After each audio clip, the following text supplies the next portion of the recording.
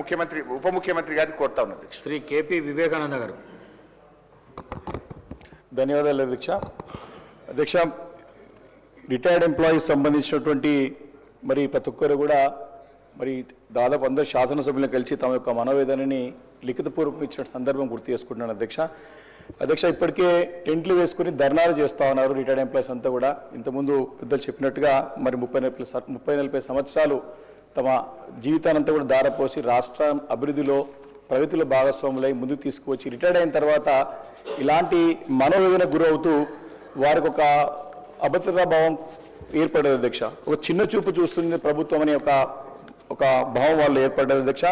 దాదాపు ఇప్పటికే అంటే 2.5 సంవత్సరాలు కావస్తుంది ప్రభుత్వం తన మేనిఫెస్టోలో చాలా స్పష్టంగా తెలియజేసింది. అధికారం రాగానే సిపిఎస్ స్కీమ్ నుంచి ఓపీఎస్ తీసుకొస్తామని చెప్పి ఉద్యోగస్తుల గురించి చెప్పింది అధ్యక్ష. దాని గురించి మరి ఇప్పటివరకు కూడా ఎక్కడ ప్రస్తావన లేదు అధ్యక్ష. దీని గురించి క్లారిటీ ఇవ్వాల్సిందిగా అని ప్రభుత్వాన్ని మీ ద్వారా అడుగుతాను అధ్యక్ష. అదే అధ్యక్ష, రిటైర్మెంట్ ఉద్యోగస్తుల విషయం వచ్చేసరికి అధ్యక్ష, గతంలోనే ఈ యొక్క అంశం ప్రస్తావనకు వచ్చింది అధ్యక్ష. ఇదే సభలో ప్రభుత్వం నుంచి సమాధానం వచ్చింది. దాదాపు 10,000 కోట్లు ఈ రోజు వరకు మాకున్న అంచనా ప్రకారం సబ్జెక్టు కరెక్షన్ దాదాపు ఈ రోజు వరకు ఈ బెనిఫిట్ స్టాచ్యుటరీ బెనిఫిట్స్ ఏమిటంటే ఉద్యోగస్తులు తమకు హక్కుగా రావాల్సిన డబ్బులే అధ్యక్ష. 10,000 కోట్ల రూపాయల వరకు బకాయిలు పడ్డాయని స్పష్టంగా తెలియవస్తుంది అధ్యక్ష. దానిపైన ఏమైనా కరెక్షన్స్ చేయొచ్చు గౌరవ ఉప ముఖ్యమంత్రి గారు. ఇదే ఒక చెల్లింపులకు ఏ రకంగా చెల్లిస్తారు, ఎప్పుడో చెల్లిస్తారన్న ప్రశ్నకి ప్రభుత్వం నుండి నెలకి 700 కోట్ల రూపాయలు ఇస్తామని చెప్పి ఇదే సభలో ఇచ్చిన మాట వాస్తవమా కాదా, దానికి స్పష్టంగా సమాధానం చెప్పాలా. చేస్తే వెల్ అండ్ గుడ్, కానీ చేయలేదు కాబట్టి ఎందుకు చేయలేకపోతున్నారు మరి సభలో అనౌన్స్ చేసినటువంటి ప్రభుత్వమే చేయలేకపోతే మరి ఉద్యోగస్తులు ఇప్పటికీ ఒక ప్రశ్నకి సమాధానం, ఈ ప్రశ్న గురించి యావత్ తెలంగాణ రాష్ట్రంలో ఉన్నటువంటి ఉద్యోగస్తులు, రిటైర్డ్ ఉద్యోగస్తులు ఎంతో ఆశతోని ప్రభుత్వం నుంచి సమాధానం వేచి చూస్తా ఉన్నారు. వారికి భరోసా కల్పించాలా, వారికి నమ్మకం కల్పించాలా. మీరు ఇచ్చిన మాట గతంలో నిలబెట్టుకోలేదు, ఇప్పుడు కూడా నిలబెట్టుకునే విధంగా చేయకపోతే మాత్రం మనపై నమ్మకం పోతుంది, ప్రభుత్వం విశ్వాసం కోల్పోతుంది అని చెప్పి ఈ సందర్భంగా మనవి చేస్తున్నాను అధ్యక్ష. మరి అదేవిధంగా ఇప్పుడు రిటైర్మెంట్ బెనిఫిట్స్ ఏమైనా కావాలంటే కోర్టుకు వెళ్ళి డైరెక్షన్స్ వస్తే తప్ప వారికి వస్తలేదు అధ్యక్ష.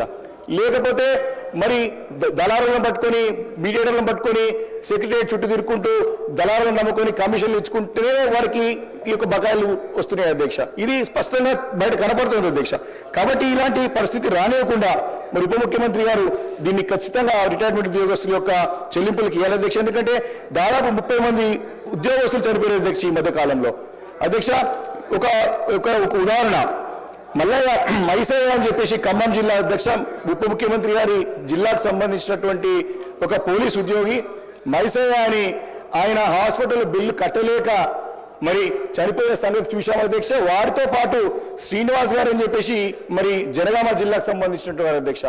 మరి మాకు ఆ party legislative ఉపనాయకులు Harish Rao interview అయిన తర్వాతనే మాట్లాడిన తర్వాతనే వాళ్ళకి 29 లక్షలు వాళ్ళు రావాల్సినటువంటి బెనిఫిట్స్ చెల్లించడం జరిగింది అధ్యక్ష. అంటే ఇంతమంది అంటే రిటైర్డ్ ఉద్యోగులు చెప్పుకోలేక, వారు మనోవేదన తెలియలేక ఈ రకంగా చనిపోతున్న సంగతి కూడా నేను మీ ద్వారా గౌరవ ఉప ముఖ్యమంత్రి దృష్టికి తీసుకొస్తున్నాను అధ్యక్ష. కాబట్టి ఇది చాలా ఇంపార్టెంట్ ఇష్యూ అధ్యక్ష. ఈరోజు తెలంగాణ రాష్ట్రంలో ఉన్నటువంటి యావత్ ఉద్యోగస్తులు, అదేవిధంగా మన రిటైర్డ్ ఉద్యోగస్తులు వేచి చూస్తున్నారు. వారికి నమ్మకం కలిగే విధంగా మాట ఇచ్చిన వారు నిలబెట్టుకోవాలని చెప్పేసి కూడా మీ ద్వారా నేను గౌరవ ఉప ముఖ్యమంత్రి గారిని కోరుతా ఉన్నాను అధ్యక్ష. Thank you.